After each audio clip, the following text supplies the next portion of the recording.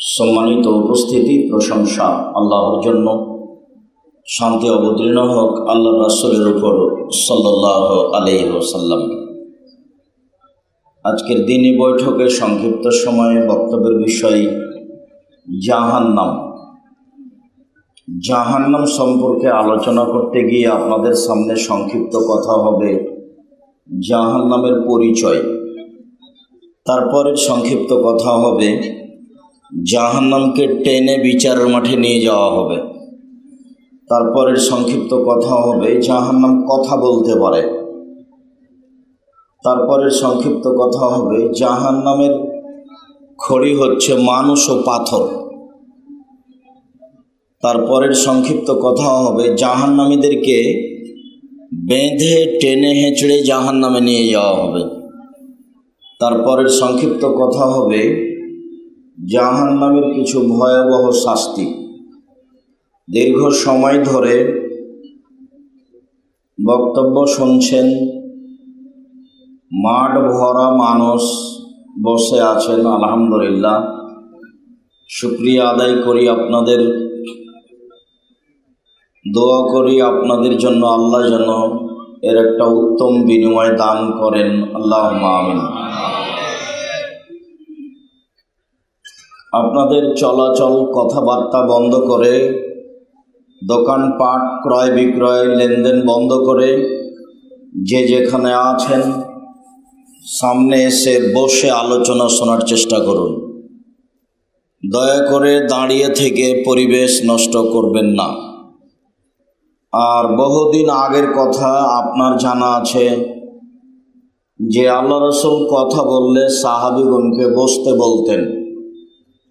মর্মে আপনাকে বসতে বলার জন্য অনুরোধ করা হচ্ছে। অনুরোধ রক্ষা করার চেষ্টা করবেন আমার কথা বুঝতে পারলে। যদি সম্ভব না হয় তাহলে বিষয়টি আপনার। আপনি এখানে দাঁড়িয়ে থেকে পরিবেশ নষ্ট করবেন না, হয় বসবেন না হয় স্থান ত্যাগ করবেন। সম্মানিত দিনী ভাই বোন, কবর যত কঠিন, কিয়ামত তার চেয়ে অনেক বেশি কঠিন। কিয়ামত যত কঠিন, জাহান্নাম তার চেয়ে অনেক অনেক অনেক বেশি কঠিন। তিনি কবর এবং জাহান্নাম দুইটা থেকে একসাথে বাঁচতে চাইতেন। তবে তিনি বলেন, কিয়ামতের বিবরণ দেখতে দেখতে আমার মাথার চুল পেকে গেল। কেউ যদি বাস্তব কিয়ামতের মাঠ দেখতে চায় দুনিয়াতে, তাহলে সে যেন সূরা কুব্বেরাত, সূরা ইনফিতার, সূরা ইনশিকাক পড়ে। আল্লাহর হস্তে আমরা পড়তেও জানি না, পড়লে বুঝতেও পারি না। আর বক্তৃতার জগৎ এমন জগৎ যে মূর্খ মানুষ দিয়ে চলে, পড়াশোনা করা লাগে না। এটা আমি দীর্ঘ 31 বছর থেকে দেখছি। 90 সালে আমি মাঠে এসেছি। তখনও যারা মাঠে ছিলেন দুই একজন বলা যায় না, একেবারেই না জানা মানুষ। আজও প্রায় কাছাকাছি ওইরকমই আমি দেখছি। তবে আমি বলতে কম করিনি যে আল্লাহর নবী বললেন, উনজুরু আম্মান তাখুযুনা দীনাকুম, তোমরা যাদের কাছে দিন নিচ্ছ তাদের দেখো। তাদের কি দেখবেন? তাদের রূপ চেহারা দেখবেন? কি দেখতে বললেন আল্লাহর নবী? তাদের কর্ম, তাদের আমল, তাদের বিদ্যা, তাদের পারিবারিক অবস্থা। হাদিস গ্রহণের ক্ষেত্রে একটা কথা আছে, খেলাফুল মরুয়াত, ভদ্রতা বিরোধী কাজ। কেউ যদি ভদ্রতা বিরোধী কাজ করে তাহলে তার হাদিস গ্রহণ হবে না। সেটা কেমন হতে পারে? দোকানে বসে আড্ডা পিটা, অপ্রয়োজনীয় কথা বলা, এটাই হলো ভদ্রতা বিরোধী কাজ। এমন কাজ করে যে তার হাদিস গ্রহণ হবে না, তাহলে আমরা যারা দাড়ি ছোট করি, চেঁচে ফেলি, বউ পর্দায় থাকে না, মেয়ে স্কুল কলেজ বিশ্ববিদ্যালয়ে পড়ে, হুজুর মানুষ, কথার ঠিক ঠিকানা নেই, চুক্তি করে টাকা নিতে হয়, অগ্রিম নিতে হয়, তারপরে নানান ভান থাকে, কত কি হিসাব নিকাশ, কোথায় আছে ও কুমিল্লায় আর বলছে আমি প্রায় চিটাগাং পৌঁছে গেছি। তার মানে আমি তো অবাক, আমার জীবনে এভাবে দেখতেই থাকলাম আমি। এমন মানুষের যদি বক্তব্য আমরা শুনি তাহলে হুজুরের কি হবে, আমাদের কি হবে? আমার ভিতরে একটা সবসময় কাজ করে, অন্তত ধর্মের নামে আমি জাতিকে ফাঁকি দিইনি কোনোদিন, এইটা আমার ভিতরে কাজ করে। আর একটা ভিতরে কাজ করে, আমি দীর্ঘ 31 বছর ধরে আলোচনায় আছি, মানুষকে আমি ধর্মের নামে চাপ দিয়ে এত টাকা দিতে হবে, পথ খরচ দিতে হবে, এরকম কিছু কোনোদিন বলিনি। যার কারণে ওভাবে বলে থাকি, কেউ যদি কোনোদিন প্রমাণ দিতে পারে যে আব্দুর রাজ্জাক সাহেব আমার কাছে পাথেও পথ খরচ চেয়েছিল, দীর্ঘ 31 বছরের যদি কোনোদিন প্রমাণ হয়, তাহলে আমি জাতির সামনে কথা বলবো না। এটা আমার আপনার সামনেকার কথা নয়, প্রায় দিনই বলছি। কেউ আমাকে বলেও না যে আপনি তো একদিন আমার কাছে টাকা পাথেও চেয়েছিলেন। আমি এখান থেকে রাজশাহী যাব, রাজশাহী থেকে কুমিল্লা আসব, খাওয়ার জন্য লাইন রেডি করতে হবে, টাঙ্গাইলে খাওয়ার ব্যবস্থা, তারপর আপনার ঢাকায় খাওয়ার ব্যবস্থা, আগে বলে দেওয়া লাগে না। মানুষ রিং দিয়ে বলছে, তারপরে আমার হয় না। কয়েকদিন আগে 14 গ্রাম না কোথায় যেন, না কুমিল্লা পার হলেই চিটাগাং মুখে, নাম আমার মনে নাই, অনুরোধ করে জানাচ্ছে এই লাইন দিয়ে পার হলে আপনি আমার হোটেলে উঠবেন, একটু কিছু খাবেন, না হলে এক কাপ চা খাবেন, আমার বিনীত অনুরোধ। প্রয়োজন আমি মনে করিনি। আমি আল্লাহর নেয়ামত পৃথিবীতে অনেক ভোগ করছি বলে আমার মনে হচ্ছে। তার মধ্যে সবচেয়ে যেটা উপস্থিত এখন ভোগ করছি সেটা হলো এই, যেটা আব্দুল্লাহ বলল, আমি স্বপ্নে কোনোদিন ভাবিনি জামিয়া সালাফিয়া রূপগঞ্জ নারায়ণগঞ্জ ঢাকার এই মাঠে জামিয়া বাইতুল হাম জামে মসজিদের জন্য 200 শতক জমি বরাদ্দ হবে, আর জমি সহ প্রায় 50 বিঘা জমির উপরে এই প্রতিষ্ঠান গড়বে। প্রায় যেখানে প্রায় 1 কিলোমিটারের কাছাকাছি অল্প জায়গায় বালু ভরাট করা হবে, তাতে প্রায় 500 শতক হতে পারে, 500-600 শতক হতে পারে। তো এইটার জন্য মাঝে মধ্যে সিজদা করে শুকরিয়া আদায় করি যে আমার মতো নিঃস্ব অসহায় মানুষকে এইভাবে তুমি অনেক কিছু দিয়েছো, কোনো চালাকি করা লাগে না, কোনো বৈঠক করা লাগে না, কাউকে কিছু বলা লাগে না, পরিকল্পনা করা লাগে না, এমনিতেই যে অটোমেটিক মেশিন যেমন অটোমেটিক হতে থাকে। আর এক শ্রেণীর মানুষ তাকে খুঁচিয়ে বিরোধিতা করার চেষ্টা করে, তারা আবার খুব কাছের মানুষ, তারাও জানে যে কৌশলে এগুলো হয় না, অতএব আমি যদি কৌশল করি তাহলে টিকবে না,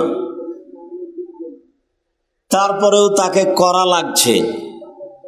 আপনাদেরকে যত ক্ষতিগ্রস্ত দেখি, মাওলানা সাহেবকে তার চেয়ে বেশি আমি ক্ষতিগ্রস্ত দেখি। এত বিপদ ডেকে নেওয়া আসার তার কি প্রয়োজন আমি নিজেও বুঝি না। আমার জীবনে আমাকে কোনোদিন কারো বিরুদ্ধে একটা বাক্য বলা লাগেনি, না বক্তৃতার জগতে, না এমনিতেই চলছি। যখন যেটা পেয়েছি তার চেয়ে আর একটা বড় রেডি হয়ে আছে। কিভাবে হচ্ছে সেটা আমি নিজেও জানি না। এতদিন মাসে বেতন লাগছিল 20 লক্ষ, জানুয়ারি থেকে প্রায় বেতন লাগবে 22 থেকে 23 লক্ষ। এক মাসের বেতন আমাকে যদি সংগ্রহ করতে বলা হয় তাহলে আমার বাকি জীবন কাজ করা লাগবে। মরা পর্যন্ত আরো যতদিন বাঁচবো এতদিন আমি যদি উপার্জন করি তো 1 মাসের বেতন আমি করতে পারবো না। লক্ষ লক্ষ টাকা শিক্ষক শিক্ষিকাদের বেতন, হাজার হাজার ছাত্র ছাত্রী, কোটি কোটি টাকার জমি জায়গা, এভাবে হচ্ছে। আমি আপনাদের কাছে যেটা দুয়ার দাবি রেখেছি সেটা হলো এই, আল্লাহ তুমি আব্দুর রাজ্জাক সাহেবের কথাটা কবুল করো, তুমি জামিয়া সালাফিকে কবুল করো, এইটা আমার দাবি। টাকার কথাটা আগে নয়, টাকা আপনি দিলেও হবে না দিলেও ইনশাআল্লাহ। আপনি না দিয়ে ফাঁকে পড়েন এটা আমি চাইনি। আর এই যে বাক্যটা বলছি এটা আমার কৌশল নয়, এই বাক্যের সাথে যেটা আমি বলেছি সেটা হলো এই যে আমার দৃঢ়তা কাজ করে যে পতিতালয়ের মহিলা যদি কুকুরকে পানি পান করিয়া জান্নাত যেতে পারে, জামিয়া সালাফি এই 10টা টাকা দান করলে এর বিনিময়ে জান্নাত হবে ইনশাআল্লাহ। কেননা কোনো একটা কাজে স্বার্থপরতা নেই, কোনো একটা কাজে, না জমি কিনাতে, না ঘর বাড়ি নির্মাণ করাতে, না ছেলে মেয়ে নিয়ে আসাতে, না শিক্ষক নিয়োগ করাতে, কোনো জায়গাতে মিটিং বৈঠক কলা কৌশল পরিকল্পনা হিসাব নিকাশ কিচ্ছু নাই, এমনিতেই চলছে, সব এমনিতেই। এবং কোনো প্রকার সমস্যা আমি তেমন বুঝতে পারি না। মানুষ খুব চেষ্টা করছে ক্ষতি করার, এইটা আমি আঁচ করতে পারি, কিন্তু পাল্টা তার ক্ষতি করার মতো আমার কাছে কোনো ক্ষমতা নেই। না আছে আমার বংশীয় ক্ষমতা, না আছে আমার সাংগঠনিক ক্ষমতা, না আছে আমার দলীয় ক্ষমতা, না আছে আমার আর্থিক ক্ষমতা, টাকা পয়সাও নেই, কিছুই নেই, নিঃস্ব ফকির মানুষ। সম্মানিত দিনী ভাই বোন, জাহান্নাম যত কঠিন কিয়ামত তার চেয়ে অনেক বেশি কঠিন। কিয়ামত যত কঠিন জাহান্নাম তার চেয়ে অনেক অনেক অনেক বেশি কঠিন। তিনি জাহান্নাম থেকে বাঁচতে চাইতেন, কবর থেকে বাঁচতে চাইতেন, তবে কিয়ামতের কথার ভয়াবহতা বলতে গিয়ে তিনি বলেছেন, কেউ যদি বাস্তব কিয়ামতের মাঠকে দেখতে চায় তাহলে তাকে সূরা কুব্বেরাত, ইনফিতার, ইনশিকাক পড়তে হবে। পড়তেও পারি না, পড়তে পারলে বুঝতেও পারি না, বোঝার চেষ্টাও করি না। যারা কামেল ফাজেল পাস করেছে, চাকরি পেয়েছে, মাসে বেতন পায়, ছেলে মেয়ে নিয়ে খায়, দিন কাটায়, তার নাম মাওলানা। যারা হুজুর বক্তৃতায় দেয়, এই জেলা থেকে ওই জেলা যায়, রাস্তাঘাটে খায়, টাকা পয়সা পায়, আহাল পরিবার নিয়ে সংসার চলছে, তার নাম হুজুর। তিনি কোরআন মাজিদ পড়বেন, বুঝবেন, এরকম পরিবেশ তার কাছে নাই। জেনারেল শিক্ষিত মানুষ এক সময়ে সালাত আদায় করেনি, নামাজ পড়েনি, রোজা করেনি, চাকরি পেয়েছে, বড় চাকরি করে, এক পর্যায়ে বুঝেছে ইবাদত করা লাগবে, তাই নামাজ রোজা শুরু করেছে। এখন না কোরআন মাজিদ পড়ার চেষ্টা করে, না পড়তে পারে, না বুঝতে পারে, কোনোটাই হয় না।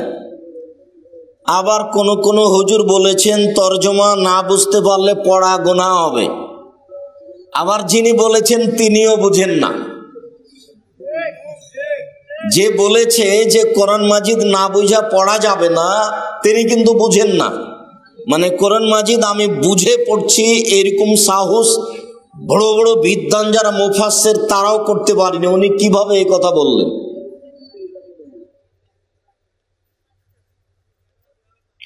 এই বিশাল কোরআন মাজিদ, বিশাল 30 পারা, আলোচনার এক পর্যায়ে বলেছে, এই ছেলে বসো, তোমার এটা কি প্রয়োজন? তুমি ওখানে উঠে বসে আছো কেন? তোমাকে এগুলো আগে করতে হতো, এখন করতে হবে না, বন্ধ করো, নামো, ওইভাবেই নামো। দয়া করে কেউ কথা বলবেন না, আমি আপনাকে অনেক ভালোবাসি। পরিবেশ একটু 19-20 বুঝতে পারলে আপনাকে আমি দায়ী করব। আমি কোরআন হাদিসের কথা বলবো, আপনি দাঁড়িয়ে আর একজনের সাথে গল্প করবেন। এত বড় অপছন্দ, নোংরামি, ফাইজলামি আমি পছন্দ করি না। আমি কোনোদিন অপ্রয়োজনীয় বাক্য বলি না। দীর্ঘ 31 বছরে কোনোদিন অপ্রয়োজনীয় বাক্য বলে থাকলে বক্তব্য দেব না। দীর্ঘ 31 বছরে কোনোদিন কেসা কাহিনী বলে থাকলে বক্তব্য দেব না। অতএব আমি কথা বলবো, আপনি নিজেকে সাধারণ মনে করে কারোর সাথে গল্প করবেন এমন দুঃসাহস করিয়েন না। রাসূল সাল্লাল্লাহু আলাইহি সাল্লাম কথা বলার পূর্বে পরিবেশ কত কন্ট্রোল করতেন তা কোনোদিন আপনি ভেবেছেন? আল্লাহর নবী একটা গাধার উপরে বসে আছেন, পিছনে মুআয ইবনে জাবাল বসে আছেন, মানে দুইজন এক গাধার উপরে, প্রাণীও ছোট, গায়ের সাথে লেগে আছে, পিছন দিকে গায়ের সাথে লেগে আছেন উনি। তো আল্লাহ নবী বলছেন মুআয, তো মুআয বলছেন লাবায়েক ওয়া সাদায়েক। জি আল্লাহর নবী প্রস্তুত, বলেন কি বলছেন। আল্লাহর নবী কিছু না বলে আবার বলছেন মুআয, তো মুআয বলছেন লাবায়েক ওয়া সাদায়েক। জি আল্লাহর নবী আমি প্রস্তুত, বলেন কি বলছেন। আল্লাহ রাসূল বলছেন মুআয, তো মুআয বলছেন লাবায়েক ওয়া সাদায়েক। আল্লাহ রাসূল প্রস্তুত, বলেন কি বলছেন। একজন সাহাবীকে এত কিছু বলা লাগবে একটা কথা বলার জন্য? আমার চেয়ে আপনার চেয়ে কয়েক কোটি গুণ উপরে মর্যাদা তার, আর তারা নবীকে মানার জন্য এত প্রস্তুত যে বলা লাগে না, বলা যে লাগে না তার প্রমাণ দেখবেন। আল্লাহর নবী জুতা পায়ে দিয়ে সালাত শুরু করেছেন, বুখারী মুসলিম। তো জিবরাইল এসে বললেন যে জুতা খুলেন, জুতাতে ময়লা আছে। তো আল্লাহর নবী জুতা খুলে দিয়েছেন। এখন সালাম ফিরার পরে সাহাবীগণকে দেখছেন যে তারাও খুলে দিয়েছে। তো আল্লাহ নবী বলছেন যে তোমরা জুতা খুলেছো কেন? তো সাহাবীগণ বলছেন আপনাকে দেখলাম সেই জন্য। আরে জিবরাইল আমাকে বললেন যে জুতা খুলে দেন, আপনার জুতায় ময়লা আছে, সেই জন্য আমি জুতা খুলে দিয়েছি। তো তোমরা খুললে কেন? বলে আপনাকে দেখলাম এই জন্য। বুঝাতে পারিনি হাদিস বুখারী মুসলিম মানে মেনে চলা, কথা বুঝাতে পারিনি মনে হয়। মেনে চলা, সাহাবীগণ নবীকে মেনে চলেন, তার বাস্তব একটা উদাহরণ দেখালাম, হাদিস বুখারী মুসলিম। এমন মেনে চলা লোককে 3 বার বলা লাগবে? প্রশ্নই আসে না, একবার বললেই যথেষ্ট। তারপরেও আল্লাহর নবী জায়গা বিশেষে এমন বলেছেন, যেমন 23 বছর জীবনে কোনো একদিন কোনো এক ওয়াক্ত সালাত সাহাবীর দিকে মুখ না করে কাতার সোজা করুন, প্রাচীরের মতো হয়ে দাঁড়ান, ফাঁকা বন্ধ করুন। ওই যে দেখছি শয়তান দুইজনের ফাঁকা দিয়ে ঢুকছে ছাগলের বাচ্চার মতো, এইগুলি কথা না বলে জীবনে কোনো একদিন সালাত শুরু করেছেন তা কেউ কোনোদিন প্রমাণ করতে পারবে না। কোনোদিন যদি প্রমাণ হয়ে যায় যে আল্লাহর নবী একদিন এইভাবে না বলে নামাজ শুরু করেছেন, এটা প্রমাণ হয়ে গেলে আমি আব্দুর রাজ্জাক বিন ইউসুফ আর জীবনে কোনোদিন বক্তব্য দেব না। এই বাক্যটা কি নিয়ে যেতে পারবেন? কি বললাম আমি? এটা কি নিজে নিজে বলেন তো দেখি আমি কি বললাম। কেউ যদি প্রমাণ করতে পারে জীবনে কোনোদিন যে আল্লাহর নবী এইভাবে মুখ ঘুরিয়ে না বলে সালাত শুরু করে দিয়েছেন, এটা প্রমাণ হয়ে গেলে আমি আর কোনোদিন বক্তব্য দেব না।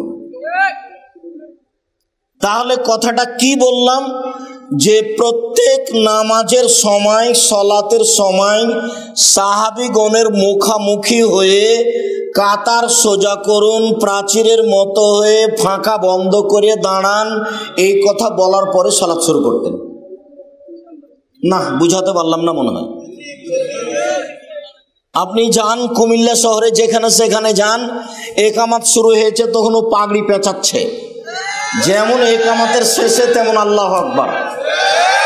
জীবনে আপনি তাকে কোনোদিন দেখবেন না যে মুখামুখি হয়ে বলছেন যে কাতার সোজা করুন, ওর জীবনে কোনোদিন ঘটেনি, ওই দিকে মুখ করে আছে কেবলার দিকে। আর আমি বললাম জীবনে কোনো একদিন যদি আল্লাহর নবী মুখামুখি না হয়ে এই কথা না বলে সালাত শুরু করে দিয়েছেন, একদিন যদি আপনার ইমামের মতো হয়ে নামাজ শুরু করে দিয়েছেন, এটা প্রমাণ হয়ে যায়, আমি আব্দুর রাজ্জাক বিন ইউসুফ আর জিন্দেগিতে কোনোদিন বক্তব্য দিব না। সারা পৃথিবীবাসীর সাথে চ্যালেঞ্জ করলাম। 3 ফুট দূরে তো বহু দূরের কথা, সারা পৃথিবীর মানুষ যদি 3 ফুট দূরে দাঁড়ায় তবু তা জায়েজ হবে না, বৈধ হওয়ার কোনো পথ নেই।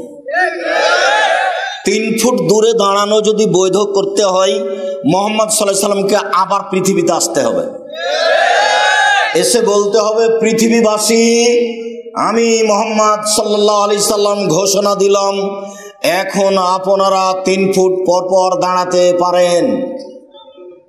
যেহেতু তিনি আর কোনোদিন আসবেন না, কিয়ামত পর্যন্ত এর বৈধতাও কোনোদিন হবে না। কাবা ঘরে যদি আজ থেকে আর কিয়ামত পর্যন্ত কোনোদিন পাশাপাশি না দাঁড়াই তবু বৈধ হবে না। বৈধ করতে হলে আবার কাকে আসতে হবে? মুহাম্মদ সাল্লাল্লাহু আলাইহি সাল্লামকে আসতে হবে। এর নাম ইবাদত, ইবাদতের নাম তাওকিফি, জোকে তু যা আছে তাই। এর পরিবর্তন ঘটানোর ক্ষমতা মানুষের হাতে নেই। বুঝাতে পারলাম না? এর পরিবর্তন ঘটানোর ক্ষমতা মানুষের হাতে নেই, পৃথিবীর কোনো মানুষের হাতে নেই। ওনাকে আবার আসতে হবে, তাহলে বলতে হবে, যেহেতু আসবেন না আর পরিবর্তনও হবে না। এর নাম ইবাদত।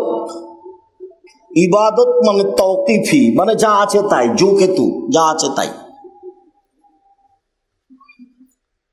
আল্লাহ জাহান্নামের পরিচয়ে বলেন, فَأَمَّا مَنْ خَفَّتْ مَوَازِينُهُ فَأُمُّهُ هَاوِيَةٌ। পৃথিবীর মানুষ মনে রেখো, কিয়ামতের মাঠে যার নেকির পাল্লা হালকা হবে তার থাকার জায়গা হবে অতীব গভীর গহ্বর হাবিয়া। অমাদ্রাকা মাহে মুহাম্মদ সাল্লাল্লাহু আলাইহি সাল্লাম, আপনি কি বলতে পারেন হাবিয়া নামক জাহান্নামটি কি? জাহান্নামের পরিচয় চলছে, আপনার কি জানা আছে হাবিয়া নামক জাহান্নামের পরিচয়? আমি বলি নারুন হামিয়া, তা হচ্ছে জ্বলন্ত উত্তপ্ত আগুন। জাহান্নামের পরিচয় পেয়ে গেলেন কোরআন মাজিদ হতে। জাহান্নাম বলতে জ্বলন্ত উত্তপ্ত আগুন। মহান আল্লাহ বলেন,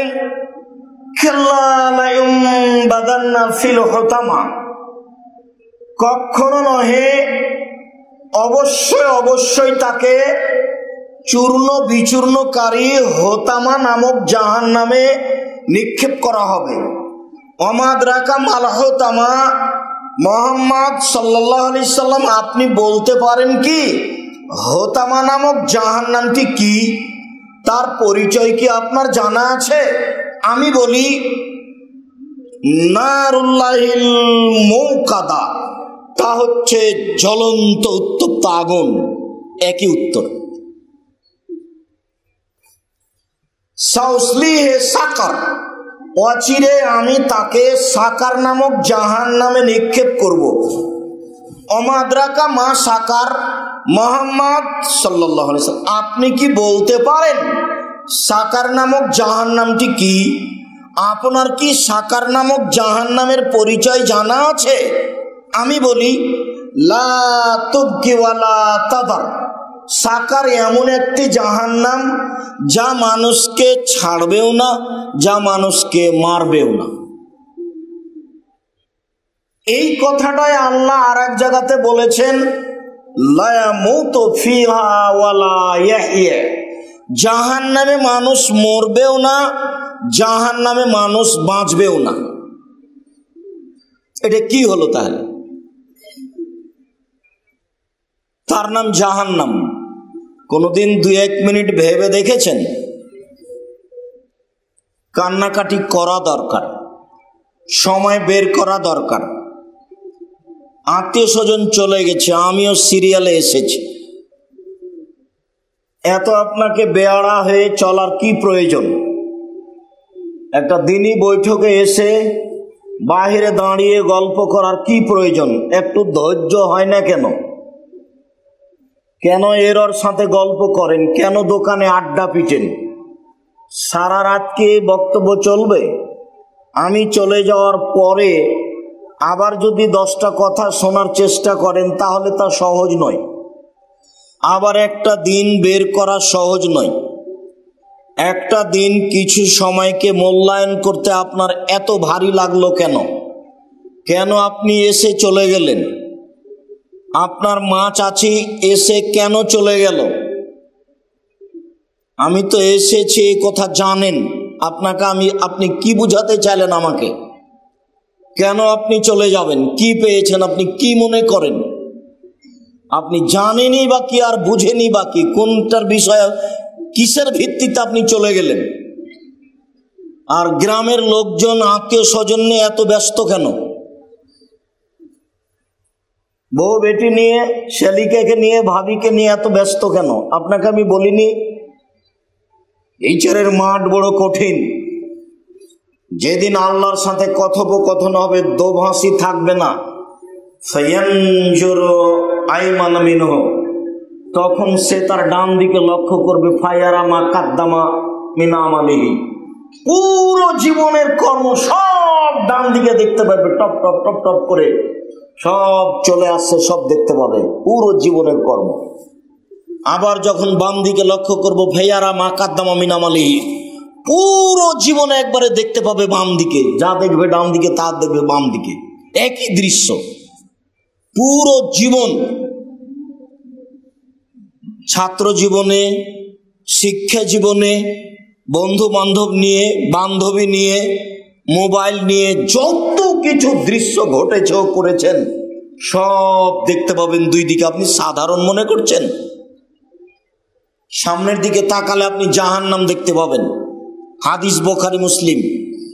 আল্লাহে আল্লাহর কসম, আল্লাহে আল্লাহর কসম, আল্লাহে আল্লাহর কসম, আমি আব্দুর রাজ্জাক বিন ইউসুফ এই হাদিসের অনুবাদ এবং সারমর্ম বলতে সরিষার সমপরিমাণ কমবেশ করিনি।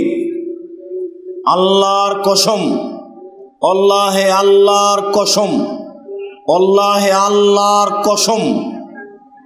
হাদিস বুখারী মুসলিম, যা আল্লাহর নবী বলেছেন আমি সেইটুকু বলতে আপনার সামনে সরিষার সমপরিমাণ কমবেশ করিনি, তবে আমি মানুষ।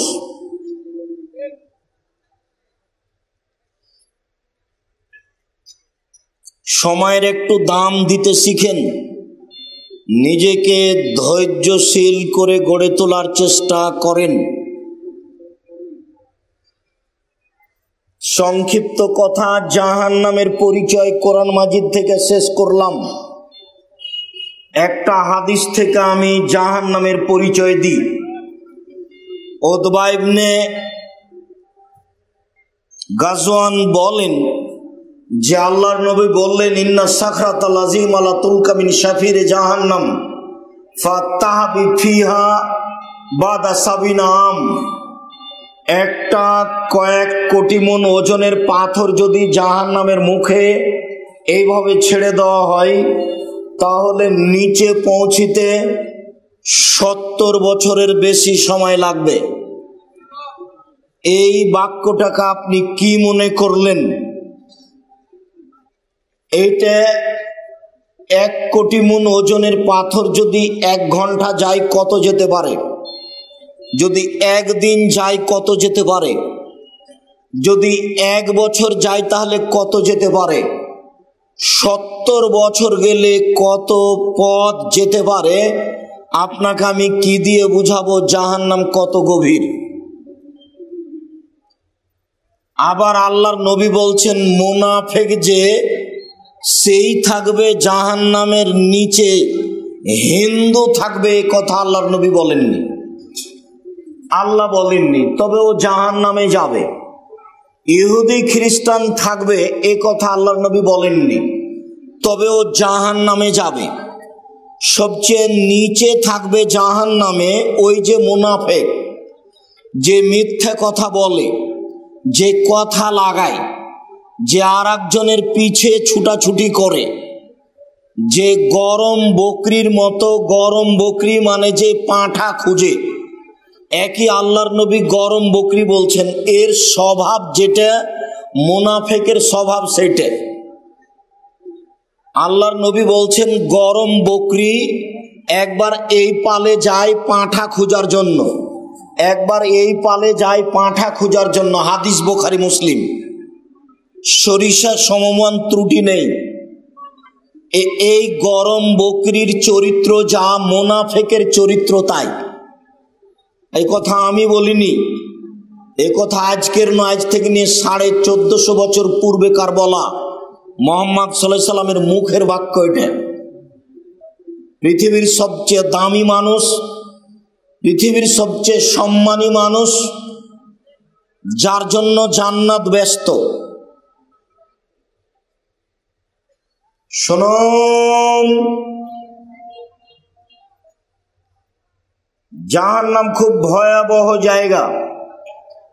জাহান্নামের পরিচয়ে সংক্ষিপ্ত একটু জাহান্নামীর কথা বলি। আল্লাহ নবী বলছেন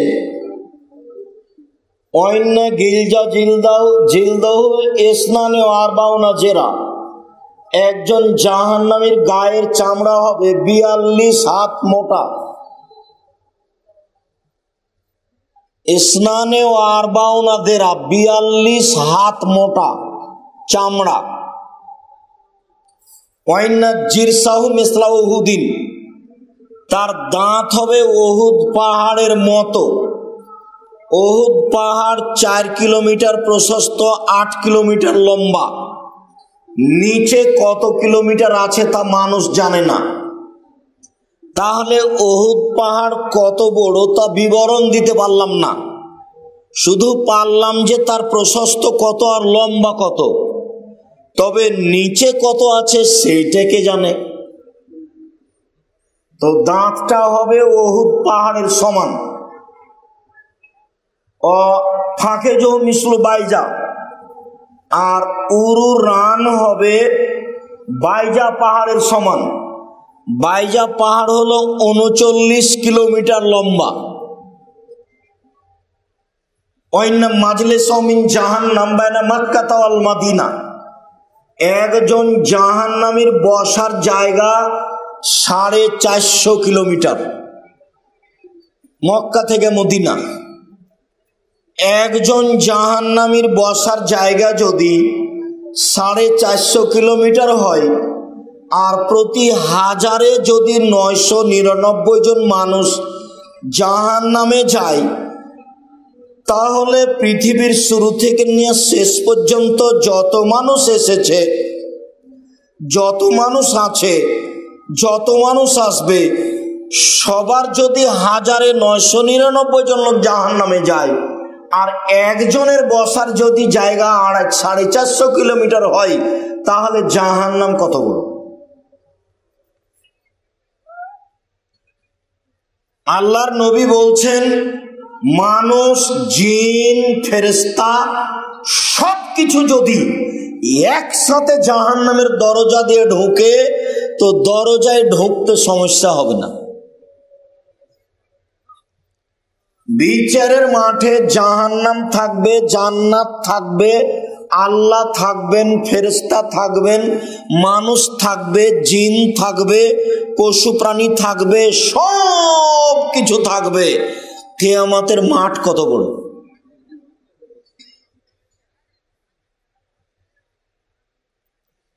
দু এক মিনিট তো একটু কাজের ফাঁকে চিন্তা করতে হবে, তো করা উচিত।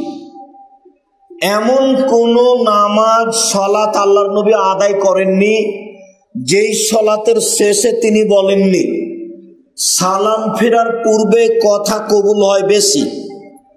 সালাম ফেরার পূর্বে, সালাম ফেরার পূর্বে দুআয়ে মাসুরার দুটা অংশ, একটা হলো আল্লাহুম্মা ইন্নী যালামতু নাফসি ফাগফিরলি, আর একটা হলো আল্লাহুম্মা ইন্নী আউযু বিকা মিন আযাবি জাহান্নাম। একবারে এই বাক্য দিয়ে শুরু, আল্লাহ তোমার কাছে আমি জাহান্নামের শাস্তি থেকে বাঁচতে চাচ্ছি। আউযু বিকা মিন আযাবিল কবর, আল্লাহ তোমার কাছে আমি কবরের শাস্তি থেকে বাঁচতে চাচ্ছি। আউযু বিকা মিন ফিতনাতিল মাসিহিদ দাজ্জাল, তোমার কাছে আমি দাজ্জালের বিপদ থেকে বাঁচতে চাচ্ছি।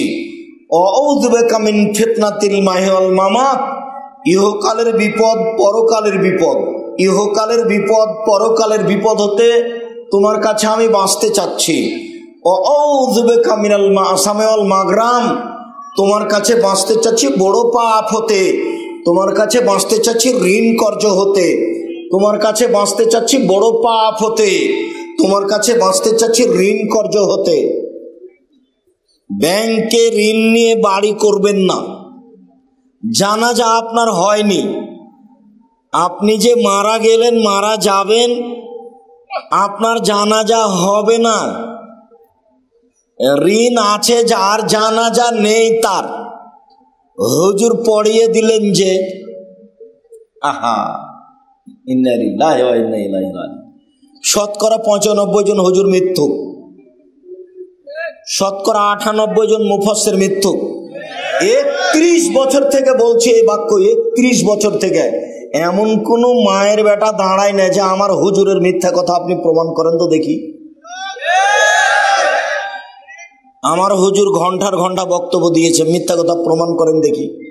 আপনি খালি বললেই বিপদে পড়ে যাবেন, বলা দেরি হবে না, কত দাঁড়াবে। এই বৈঠক আপনাকে আমি কতবার দেখিয়েছি। কোরআন মাজিদের গায়ে যারা মিথ্যা কথা লিখে দিতে পারে তাদের কাছে ধর্ম বিকৃত করা কঠিন। কোরআন মাজিদের গায়ে যারা মিথ্যা কথা লিখে দিতে পারে, দোয়া ও খাতমিল কোরআন 31 বছর থেকে বলছে দোয়া নবীর বলা, এটা প্রমাণ হয়ে গেলে আমার জীবনে আমি কোনোদিন বক্তব্য আর দিব না। 1-2 দিন থেকে বলিনি, 31 বছর থেকে বলছি। এই পৃষ্ঠাটা একটা ছোট্ট করে দেওয়া আছে, দোয়া ও খাতমিল কোরআন। যে লিখেছে সেও জানে না, যে সহযোগিতা করেছে সেও জানে না, যে সম্পাদনা করেছে সেও জানে না। এটা হলো সাদ্দাদের বাড়ির মতো, সাদ্দাদের জান্নাত। মানে সাদ্দাদের জান্নাত এটা কল্পনা, পরিকল্পনা। ঘুমের ঘরে ও আকাশে লন্ডনে চলে গেছে, লন্ডন থেকে ঘুরে এসে ঘুম ভেঙে গেছে। এটা হলো সাদ্দাদের কাহিনী। সাদ্দাদের কাহিনী সত্যতা প্রমাণ করা তো বহুদূরের কথা, আছে কোথায় এটা প্রমাণ করার জন্য 6 মাস সময় দিয়েছি। মানে আছে কোথায়, ঘটনাটা আছে কোথায়, এটা প্রমাণ করার জন্য কতদিন সময় দিয়েছি? 6 মাস। কেউ বলে না যে এখানে আছে, সত্যটা মিথ্যাটা পরে। এইভাবেই চলছে। শুনুন সম্মানিত দিনী ভাই বোন, জাহান্নামের পরিচয় সংক্ষিপ্ত ভাবে পেশ করলাম। জাহান্নামকে বিচার মাঠে টেনে হেঁচড়ে নিয়ে যাওয়া হবে। আল্লাহ বলছেন ওয়াজিয়া ইয়াউমা ইযিম বিজাহান্নাম, জাহান্নামকে টেনে হেঁচড়ে বিচার মাঠে নিয়ে যাওয়া হবে। তাহলে কোথাও রেডি আছে, প্রস্তুত আছে জাহান্নাম। মাটির নিচে থাক আর আকাশে থাক, যেখানে থাক, মাটির নিচে আছে এ কথাই ঠিক। হেঁচড়ে টেনে নিয়ে যাওয়া হবে বিচার মাঠে। আনাস রাদিয়াল্লাহু তাআলা আনহু বলেন, রাসূল সাল্লাল্লাহু আলাইহি ওয়াসাল্লাম বলেছেন ইজা ইয়াউমাল কিয়ামা বিজাহান্নাম, বিচার মাঠে জাহান্নামকে টেনে নিয়ে যাওয়া হবে। ওয়ালাহা সাবুন আলফা জেমাম, জাহান্নামের গায়ে 70,000 লোহার রশি থাকবে। মা কুল্লে জেমামিন সাবুন আলফ, আর প্রত্যেক রশির সাথে 70,000 ফেরেশতা থাকবে। তাহলে রশি থাকবে 70,000, আর এক একটা রশিতে ফেরেশতা থাকবেন 70,000। তাহলে কত হাজার ফেরেশতা হলো? সম্মানিত দিনী ভাই বোন, ফেরেশতা টেনে নিয়ে যাবেন জাহান্নামকে বিচারের মাঠে। জাহান্নাম কথা বলতে পারে, অবাক। এটাই অবাক যে জাহান্নাম কথা বলতে পারে। এইদিকে এই ছেলে, তাহাজ্জাতে জান্নাত ওয়ান নার, জাহান্নাম এবং জান্নাত বিচার মাঠে আল্লাহর সাথে ঝগড়া লাগিয়ে দিবে।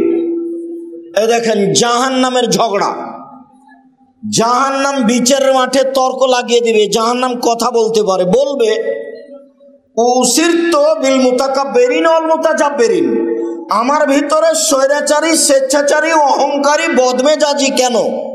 এইটা হলো তার তর্কের কথা আল্লাহর সাথে। আল্লাহ, আমার ভিতরে স্বৈরাচারী, স্বেচ্ছাচারী, অহংকারী, বদমেজাজি কেন? তখন আল্লাহ বলবেন, ইন্নামা আনতি গাজাবি, ইন্নামা আনতি আজাবি। এই জাহান্নাম, তুই আমার রাগ, তুই আমার ক্রোধ, তুই আমার শাস্তি। তোকে দিয়ে শাস্তি দিব আমার বান্দার যাকে ইচ্ছে, তোকে দিয়ে শাস্তি দিব আমার বান্দার যাকে ইচ্ছে, তোকে দিয়ে শাস্তি দিব আমার বান্দার যাকে ইচ্ছে। এই জন্য তোর ভিতরে স্বেচ্ছাচারী, অহংকারী, বদমেজাজি যারা, তাদেরকে দিয়েছি। জাহান্নামের কথা। ফাস্তাকাতিন নারা ইলা রাব্বিহা, যখন জাহান্নামকে রেডি করা হলো, প্রস্তুত, তখন জাহান্নাম আল্লাহর কাছে অভিযোগ করলো। অভিযোগ করে বলল, রব্বি ইয়াকুল বাজি বাজান, আমার কিছু অংশকে ধরে খাচ্ছে, এইদিকের আগুন ওই দিকের আগুনকে ঝাপটা মেরে ধরে খাচ্ছে, তা আপনি কি আমার ভিতরের শাস্তি একটু হালকা লাঘব করবেন? ফাওয়াজানা বিনাফসাইহি নাফসাইনি, তা আল্লাহ বলেন, আচ্ছা আচ্ছা, ঠিক আছে ঠিক আছে জাহান্নাম, তোমার আমি অভিযোগ মেনে নিলাম। দুইটা শ্বাস দিয়ে, একবার শ্বাস ছাড়বে আর একবার শ্বাস নিবে। যখন শ্বাস ছাড়বে তখন পৃথিবী 6 মাস গরম থাকবে, আর যখন শ্বাস নিবা তখন পৃথিবী 6 মাস ঠান্ডা থাকবে। জাহান্নাম কথা বলতে পারে। জাহান্নামের খড়ি হচ্ছে মানুষ ও পাথর। জাহান্নামে কোনো আগুন থাকবে না, মানে কোনো পাথর থাকবে না, কোনো কয়লা থাকবে না, এসব কাঠখড়ি থাকবে না। পাথর আর মানুষ হলো জাহান্নামের খড়ি। সম্মানিত দিনী ভাই বোন, জাহান্নামীদেরকে পিছন দিকে হাত বেঁধে জাহান্নামে নিয়ে যাওয়া হবে। কেন? অপমান করার জন্য। জাহান্নামের উল্লেখযোগ্য শাস্তি হচ্ছে আগুন। আগুনের পাহাড়ে উঠবে ও নামবে। মিনহুম মান তাখুযুন নার ইলা কাবাইহি, কারো কারো জাহান্নামের আগুন হবে টাকনু পর্যন্ত, কারো হাঁটু পর্যন্ত, কারো কোমর পর্যন্ত, কারো নাক পর্যন্ত। জাহান্নামের উল্লেখযোগ্য শাস্তি হচ্ছে জাক্কুম গাছ, কাঁটাযুক্ত গাছ। যেই গাছে কাঁটা আছে, শুধু 1000 বছর ক্ষুধায় খাওয়ার জন্য চাইতে চাইতে যেটা দেওয়া হবে সেটা হলো জাক্কুম গাছ। মুখে দেওয়ার সাথে সাথে গলায় বেঁধে যাবে, না ভিতরে যাবে না বাইরে আসবে। তার নাম হলো মরবেও না বাঁচবেও না। 1000 বছর পানি চাইবে। ফাসুকুমান হামিমা ফাকাতামাহুম, তারপর রক্তপুঁজ মিশ্রিত জ্বলন্ত উত্তপ্ত গরম পানি দেওয়া হবে। মুখের পাশে আনার সাথে সাথে নিচের ঠোঁটটা জড়িয়ে নিচে যাবে, উপরের ঠোঁট জড়িয়ে উপরে যাবে। মুখে পানি দেওয়ার সাথে সাথে শরীরে যা সব গোস্ত থাকবে, চামড়া সব ঝরে পড়ে যাবে, হাতে হাতে শুধু হাড় হাড্ডি থাকবে। এ কথা আমি বলিনি, এ কথা মুহাম্মদ সাল্লাল্লাহু আলাইহি সাল্লাম বলেন, এ কথা আল্লাহ বলেন। জ্বলন্ত উত্তপ্ত গরম পানি, সেটা আবার রক্তপুঁজ মিশ্রিত। জাহান্নামের উল্লেখযোগ্য শাস্তি হচ্ছে বিচ্ছু, সাপ, হাতুড় দিয়ে পিটানো। সম্মানিত দিনী ভাই বোন, জাহান্নাম থেকে বাঁচার জন্য কয়েকটি কথা থাকলো। এই ছেলে, একদিকে এক খেয়ালে চেয়ে থাকেন। জাহান্নাম থেকে বাঁচার জন্য কয়েকটি দোয়া। আর যে বই থেকে নকল করছি সেই বইয়ের নাম উপদেশ। জানি না বই পুস্তক কিনছেন কিনা, কিনেন কিনা, সব কাজ আমার উপর চাপিয়ে দিয়েন না।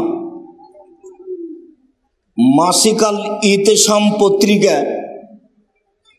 দীর্ঘ 5 বছর থেকে বের করছি। 1 মাসের পত্রিকা ফতোয়া বোর্ড ছাড়া আমি বের করিনি। 10 জন মুফতি আছে ফতোয়া বোর্ডে, 10 জন মুফতি, যারা এদেশের সবচেয়ে বড় বড় আলেম, যাদের বেতন 30,000 থেকে 35,000 পর্যন্ত, যাদের সম্মানের জন্য ভিন্ন বাবুর্চি আছে। ওই বাবুর্চি অন্য কোনো রান্না করে না, শুধু তাদের জন্য রান্না করে। তাদের নিয়ে আসার জন্য পার্সোনাল গাড়ি আছে, তাদের সম্মানের জন্য পার্সোনাল ড্রাইভার আছে। তারা হচ্ছে মাসিকাল ইতেসাম পত্রিকার মুফতি। 50টা করে প্রশ্নের উত্তর আছে। আমার বলার পরেও যদি আপনার বাড়িতে মাসিকাল ইতেসাম পত্রিকা না থাকে, তাহলে আপনি কতটুকু দুঃখিত, আমি খুব বেশি দুঃখিত। তার মানে আমি এক চুল শ্রম ব্যয় করতে কম করিনি। নিজে মুফতি দিয়ে, বেতন দিয়ে, টাকা দিয়ে। কাজেই মাসিকাল ইতেসাম পত্রিকা আপনার বাড়িতে থাকবে, এটা জরুরি। যত বই পুস্তক আছে সব নিয়ে যাবেন। 1 নম্বর দোয়া, আল্লাহু নাউযু বিকা মিন আযাবে জাহান্নাম। 2 নম্বর দোয়া, রব্বানা আতিনা ফিদ দুনিয়া হাসানাতাও ওয়া ফিল আখিরাতি হাসানাতাও ওয়া কিনা আযাবান নার। 3 নম্বর দোয়া, আল্লাহুম্মা কিনি আযাবাক ইয়াওমা তাবাসু ইবাদাক। 4 নম্বর দোয়া, মাঝে মধ্যে জানাজার দোয়াটা পড়বেন, তাতে জাহান্নাম থেকে বাঁচার কথা আছে। সম্মানিত দিনী ভাই বোন, আমরা রাত গভীর হয়েছে, সন্ধ্যা থেকে আলোচনা শুনছেন মর্মে। আলোচনা আমরা এখানেই শেষ করছি। জাহান্নাম থেকে বাঁচার জন্য জোরালো প্রস্তুতি নেন।